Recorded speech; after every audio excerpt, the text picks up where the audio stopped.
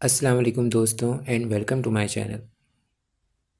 اگر آپ حضرت عمر رضی اللہ عنہ کے زمانے خلافت سے واقف ہیں تو آپ نے ان کا وہ قصہ بھی سنا ہوگا کہ ایک دفعہ جب معمول کے مطابق آپ رضی اللہ عنہ مدینے کی گلیوں میں گشت کر رہے تھے تو آپ کو ایک خیمے سے بچوں کی رونے کی آواز آئی۔ جب آپ اس طرف گئے تو آپ نے دیکھا کہ ایک عورت نے آگ جلا رکھی ہے اور آگ پہ کچھ پک بھی رہا ہے اور آس پاس بچے رو رہے ہیں۔ آپ کے پوچھنے پر اس عورت نے بتایا کہ یہ بچے بھوک کی وجہ سے رو رہے ہیں۔ تو آپ رضی اللہ عنہ نے سوال کیا کہ پھر اس چولہے پہ کیا پک رہا ہے؟ تو اس نے جواب دیا کہ اس چولہے پہ کچھ بھی نہیں ہے، بس پانی اور چند پتھر ہیں تاکہ بچوں کو دلاسا دیا جا سکے کہ چولہے پر کچھ پک رہا ہے۔ اس عورت نے گلہ بھی کیا کہ حضرت عمر رضی اللہ عنہ کیسے خلیفہ ہیں کہ ان کو اس کے بارے میں کچھ پتہ ہی نہیں ہے، اور قیامت کے دن اللہ تعالیٰ حضرت عمر رضی اللہ عنہ سے اس کا حساب لیں،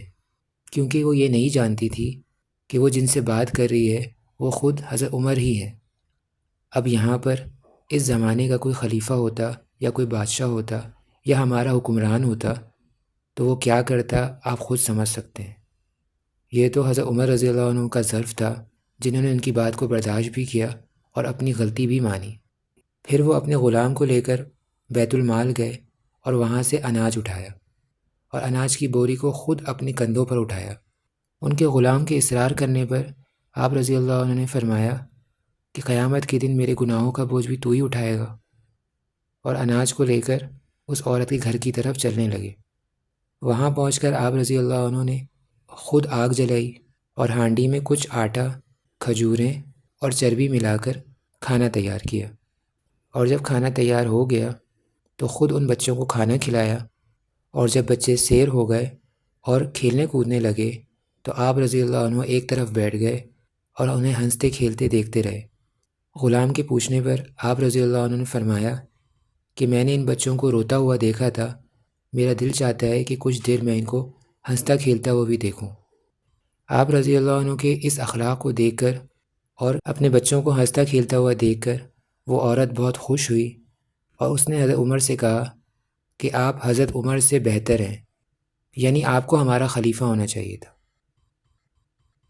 اسی طرح کا ایک اور واقعہ حضرت عمر بن عبدالعزیز کے بارے میں آتا ہے، جو کہ اسلامی دنیا کے ایک بہت بڑے بادشاہ گزرے ہیں، کہ عید کے قریب ان کی بیوی نے فرمائش کی کہ اس عید پر ہمیں اور بچوں کو نئے کپڑے دلا دو۔ کیونکہ آپ کے پاس خریداری کے پیسے نہیں تھے تو آپ خزانچی کے پاس گئے اور اس سے کہا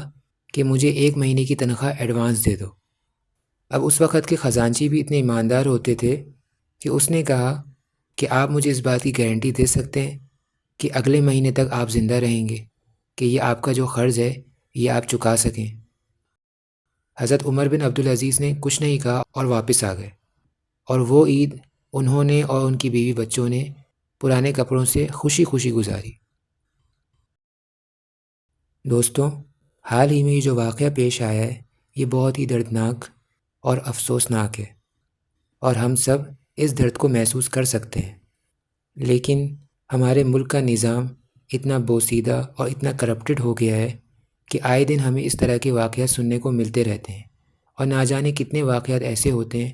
جو ہم تک پہنچتے بھی نہیں ہیں۔ تو ان حالات میں ہم صرف یہ کر سکتے ہیں کہ شروعات ہم اپنے سے کریں، اپنے آپ کو درست کریں، اور ہم پر جو ذمہ داریاں ہیں وہ ہم پوری کریں، کیونکہ جب سب اپنی اپنی ذمہ داریاں خود پوری کریں گے تو معاشرے کا بگاڑ ختم ہوتا جائے گا، کیونکہ حکمران جو ہوتے ہیں وہ بھی عوام میں سے ہی منتخب ہوتے ہیں، اور اداروں کے اندر بھی عام عوام میں سے ہی لوگ کام کرتے ہیں، اور اللہ تعالیٰ کا قانون بھی ہے کہ جب عوام بہتر ہوتی ہے، عوام اچھی ہوتی ہے، تو ان کو حکمران اور ان کے اوپر والے لوگ بھی ویسے ہی ملتے ہیں۔ تو سب سے پہلے ہمیں اپنے آپ کو ٹھیک کرنا ہے، اور پھر یہ نظام خود بخود ٹھیک ہوتا چلا جائے گا۔ ہم دعا کرتے ہیں کہ اللہ تعالیٰ اس بچے کے گھر والوں کو صبر عطا کرے اور ان کو اس کا بہتر صلہ اور بدلہ عطا کرے، آمین۔ اور ہم یہ بھی دعا کرتے ہیں کہ اللہ تعالیٰ آئندہ سے اس طرح کے واقعات سے ہم سب کی حفاظت کرے، آمین۔ اسی دعا کے ساتھ اس ویڈیو کا اختتام کرتے ہیں۔ اپنا اور اپنے گھر والوں کا خاص خیال رکھیں۔ Thanks for watching this video. اللہ حافظ۔